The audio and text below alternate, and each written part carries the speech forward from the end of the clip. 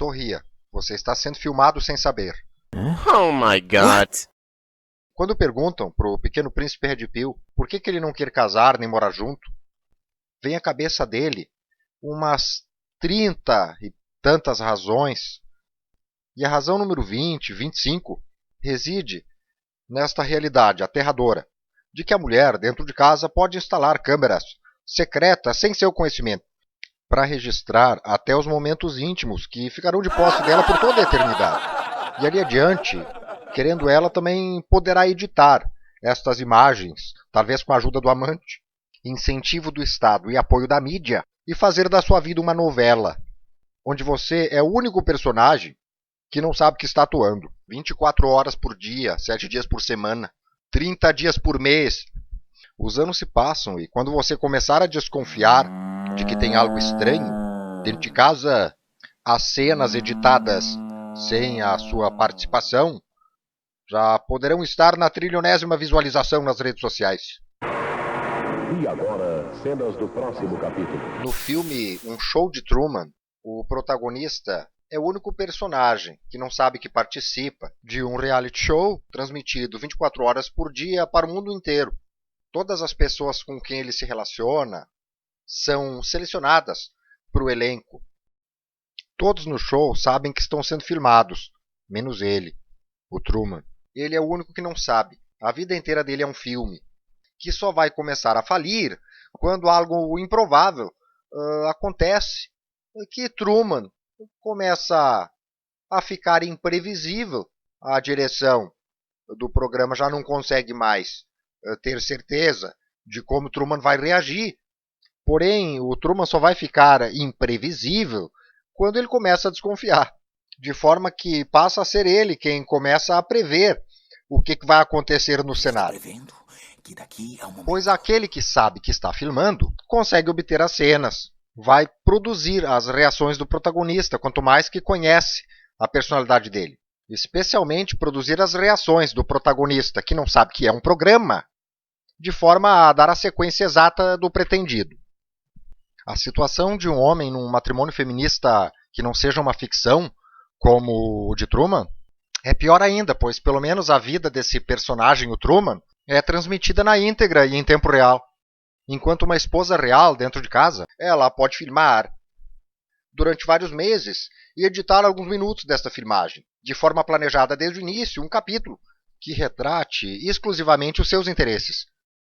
A questão que eu tento analisar agora é este tema da montagem de cenários diante das conflitualidades do relacionamento. Ali adiante, nós vamos chegar à conclusão de que é muito mais fácil para a mulher atingir esse objetivo. O caso empírico é o do ex-diplomata e empresário Sérgio Thompson, que foi filmado sem ter conhecimento durante vários meses pela casa toda.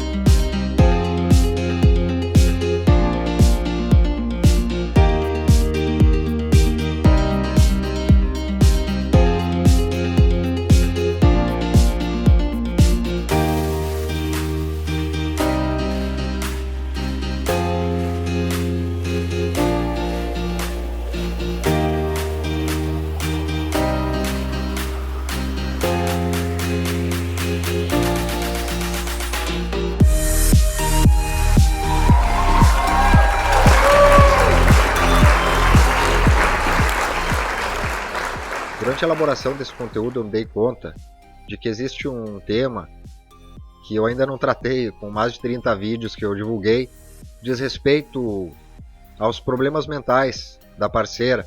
Esses problemas mentais, eles podem causar muito sofrimento, até difícil até de compreender quando não se vive situações assim, envolvendo um parceiro ou uma parceira com um problema mental. Dependendo do problema, isso pode levar até a morte dos envolvidos na loucura. E aí que vem a expressão folie à deux, que do francês ela designa uma situação que é muito frequente até, mais frequente do que as pessoas imaginam, que diz respeito à dinâmica da loucura, quando não é só o louco que está sofrendo com o problema, mas também existem outras pessoas. No caso, folie à deux é a expressão que designa a loucura de 2 ou mais pessoas que estão envolvidas com a loucura e que acaba tendo efeitos também sobre o induzido, que é aquele participante secundário, muitas vezes enlouquecendo também.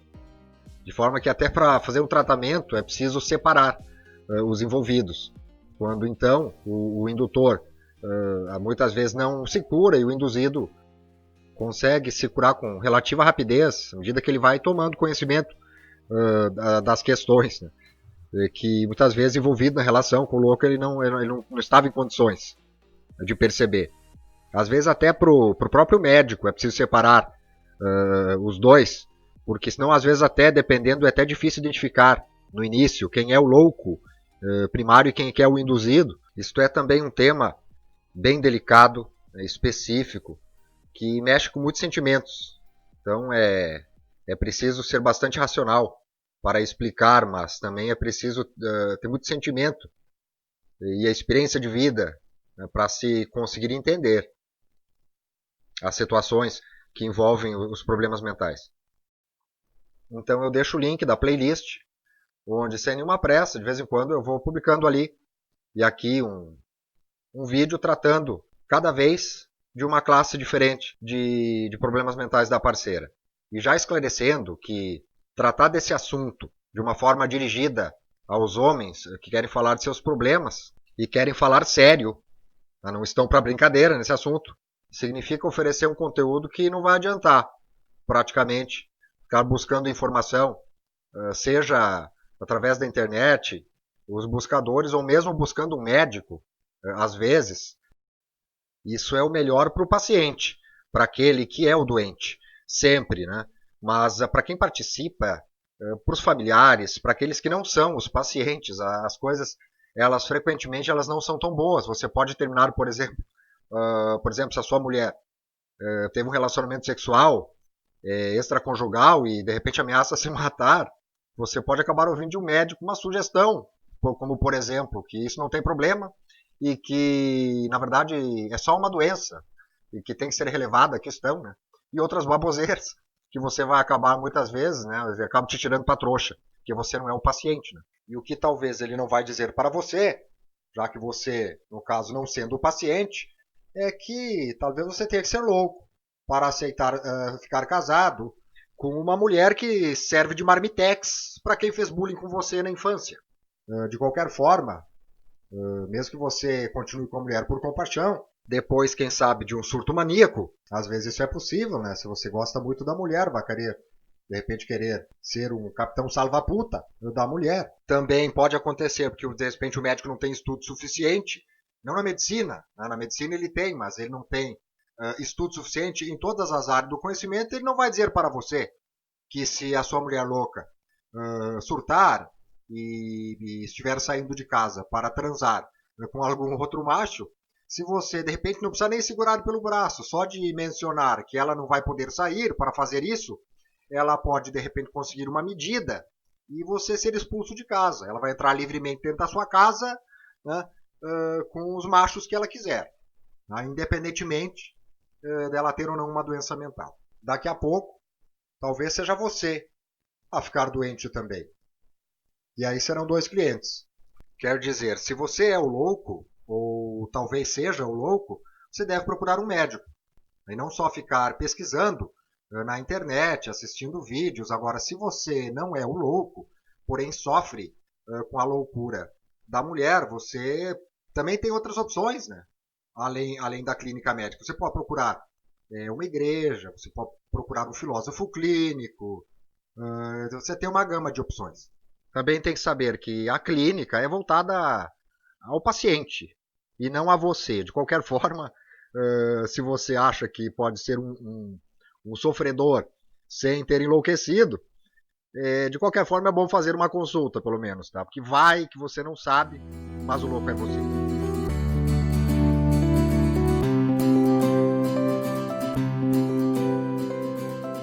O Sérgio Schiller Thompson Flores é um protagonista de um show de Truman feminista que não parece, ao que tudo indica, ter nada de louco.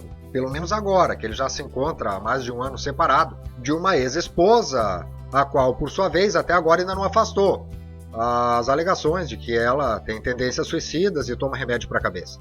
Nas suas redes sociais, ele demonstra ser um homem bastante lúcido, se expressa de uma forma bastante coerente e enfrenta diretamente todas as questões que lhe são colocadas a respeito de uma ex-esposa com a qual ele contraiu um matrimônio consentido. E esta ex-esposa de Sérgio Schiller, Thompson Flores, ela tomava remédio para a cabeça. Não viajar, não fazer nada, ficar em Búzios, melhor ficar em Búzios. Mas que é uma merda, é. Mas ficar em Búzios é uma merda. Eu acho. No final de ano, uma merda. E agora eu quero dizer que você acha que é muito! E agora eu quero dizer! Você quer Nova York, né? O que eu quero viajar e pra você é vida de Natal. Pra você é vida de Natal. Desculpa, por que você tem raiva de eu não poder nesse momento... Porque agora é minha vida de 35 anos! 7. 37! É sobre vida, eu não quero ficar com um bando de obra de arte que não serve pra porra nenhuma. Ou seja, você Você dizeu isso, a Sérgio! obrigação de beber nas obras de arte Você dizeu! para pagar as viagens. Mas então faz sem mim! Não faz sem mim, cara! Fica com as obras de arte abraçado com ela! Eu não quero viver essa vida! Você viveu! Você teve a chance! Desde que... O que eu benefício aqui? Ficar dando pro lado pro outro de motorista, indo buscar tua mãe pra levar pro hospital. Isso é benefício? Você acha que não? Mas por isso que eu vou trazer você pra ver essa merda? Não, essa merda você tá me ficando de novo, filho. Você tá de novo me Você acha que isso é um humilhando. benefício? Então, fudeu. Você tá de novo me humilhando. Pelo diálogo aí, nós podemos ver aí que a linda princesa, ela quer benefício. Ela é uma esposa, ela casou com o Sérgio Thompson e ela quer benefício. O Estado feminista precisa garantir que ela receba benefício. E ela não está recebendo benefício suficiente. E realmente isso não está sendo do agrado dela. É a lei de Briffaut, que supõe-se aplicável ao ambiente natural entre o macho e a fêmea, porque no aspecto legal é fato que este marido, Sérgio Schiller, se casou com separação de bens aos 59 anos de idade, com uma mulher mais de 20 anos mais nova, e com o casamento em regime de separação de bens. A linda princesa, já passada a lua de mel, vai sentindo que não vão chegar tão facilmente todos os benefícios que ela acredita ser o seu direito. Ao ver dela, tem o direito de receber os benefícios. Por que ela não pode viajar para Nova York? Por quê? Isso é absurdo. Não, mas senhor Sérgio Schiller, mas por que o senhor não vende as suas obras de arte? Que essas obras de arte aí que não servem para nada? Por que o senhor não vende essas obras de arte para poder dar uma vida boa? Né? Porque ela quer ter benefícios. Os benefícios. Os benefícios.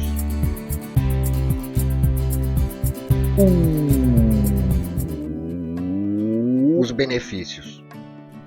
Tudo bem que o casamento foi com separação de bens, mas e essas obras de arte você já tinha. Mas afinal de contas, ela é uma esposa. Por que você não vende tudo que você tinha para poder dar os benefícios? Os benefícios. Os benefícios. Os benefícios. Os benefícios. Os benefícios. Essas imagens foram transmitidas ilegalmente pela Rede Globo em 2018. Todas as imagens desta reportagem foram cedidas pela própria Cristiane, não foram obtidas do inquérito. Quando, após alguns meses de filmagens com câmeras secretas espalhadas pela casa toda, a contrariada esposa, que não vinha recebendo os benefícios, a que fazia jus, pelo menos era o que ela acreditava que fazia jus, ela então decidiu ir atrás dos seus direitos, de forma que ela transformou a moradia do casal e propriedade exclusiva do marido no palco de um show. O protagonista, destinado a fazer o papel de vilão, não tinha conhecimento das várias câmeras instaladas, pelo menos uma delas, certamente, apontando para a cama do casal, também propriedade exclusiva do marido. Aliás, também era dele toda a mobília e todas as obras de arte, filmando até as cenas mais íntimas sem o conhecimento dele. No matrimônio feminista, a mulher ela pode instalar câmeras secretas dentro de casa e, inclusive, fazer uma coisa que na reportagem da Rede Globo ali foi omitido.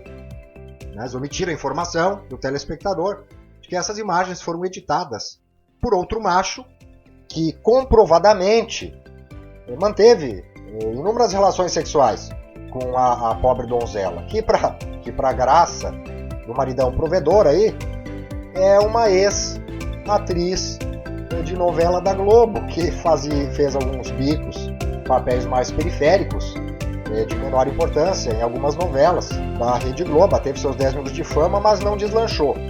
Porém, ela tinha habilidade. Ainda que o maridão não fosse do ramo, ele, uma vez que ele não sabia que estava encenando, ele garantiria a espontaneidade, a naturalidade ao representar.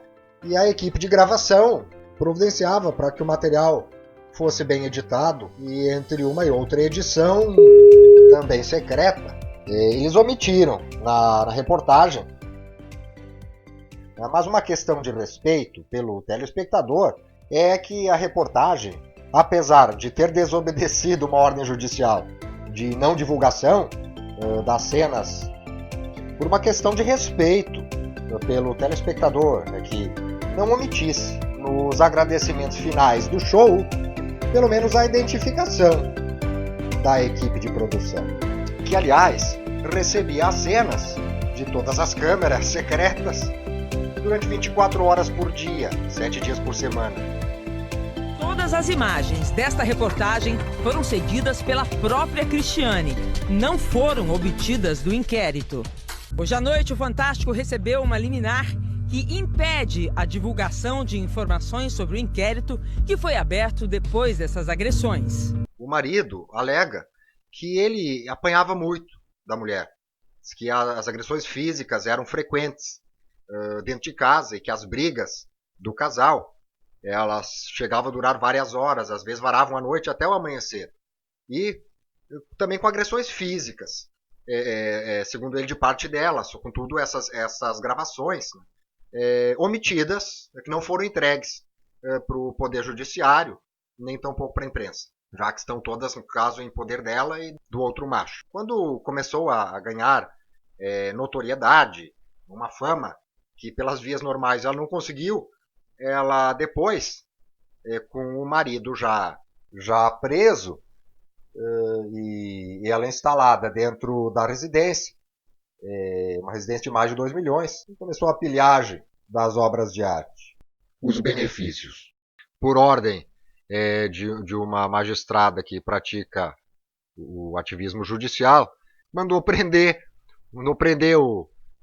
o marido por descumprimento de uma medida protetiva que não existia no processo, com direito até, em hipótese, pelo que alega o marido agora, a manipulação dos autos do processo para fazer parecer que os encarregados teriam sido mais competentes no andamento feito.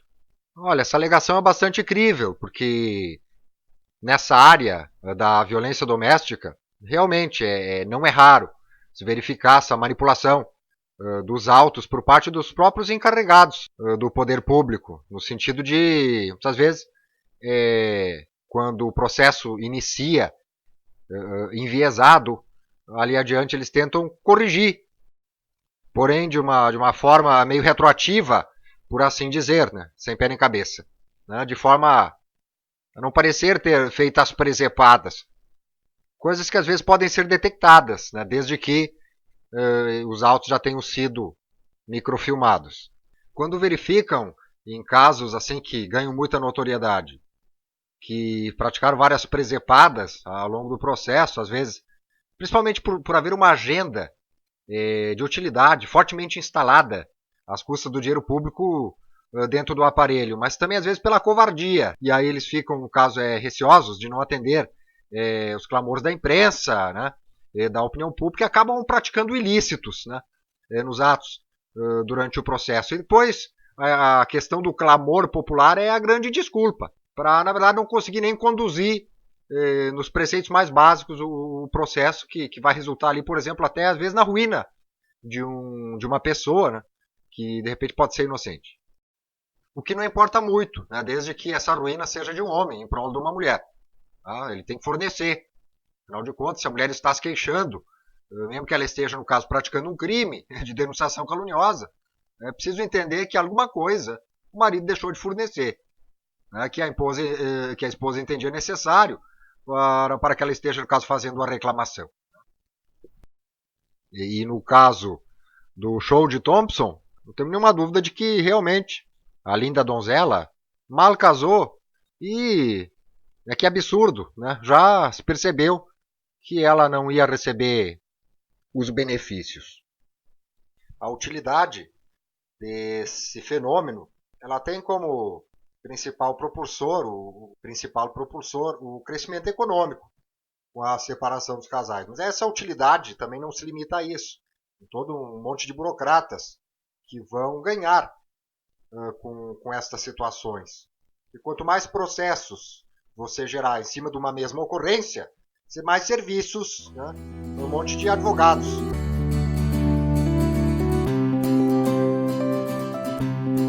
Aí você tem a lei que regulamenta as situações de violência doméstica, regulamenta para a vítima do gênero mulher, desde que observado o artigo 1º, que estabelece, né, que regulamenta a violência desde que ela seja em base de gênero.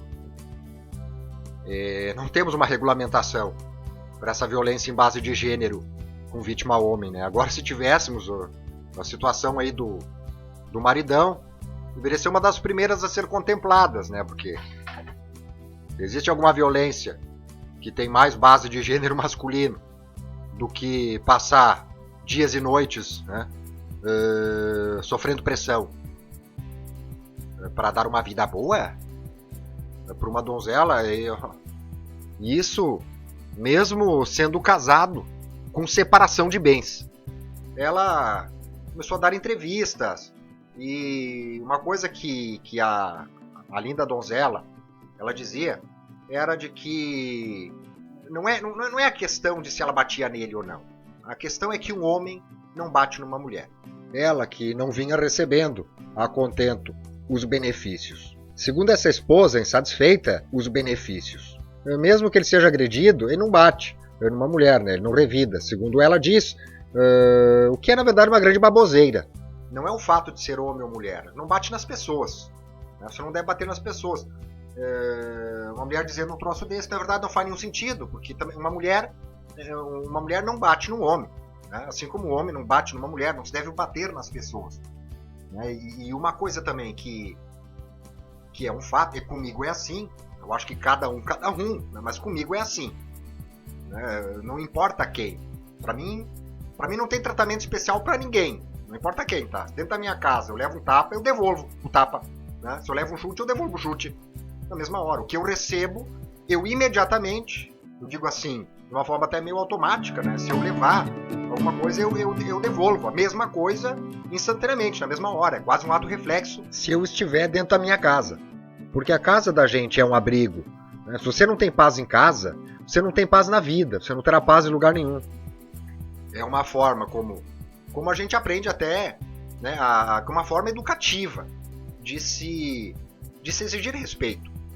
Nesta cena, por exemplo, de um filme bastante comovente, né, faz a gente chorar, principalmente no final, nós vamos ver como é que uma pessoa, a Helen Keller, surda e cega, conseguiu começar a aprender alguma coisa, porque até então ela não aprendia nada.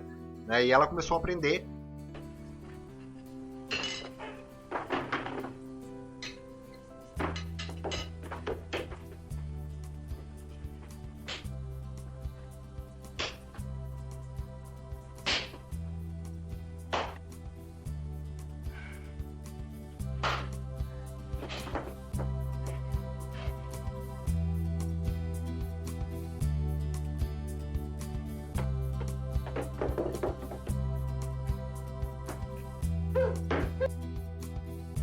se você deixa uma doida varrida como essa mulher aí, não a do filme, as duas desse filme, que eu vou deixar o link para quem tiver interesse.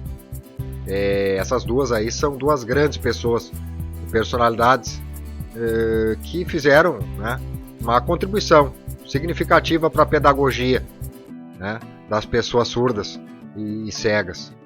E aquela menina ali que levou ali umas bolachas de volta, né, surda e cega, se tornou a primeira pessoa a se formar num curso superior.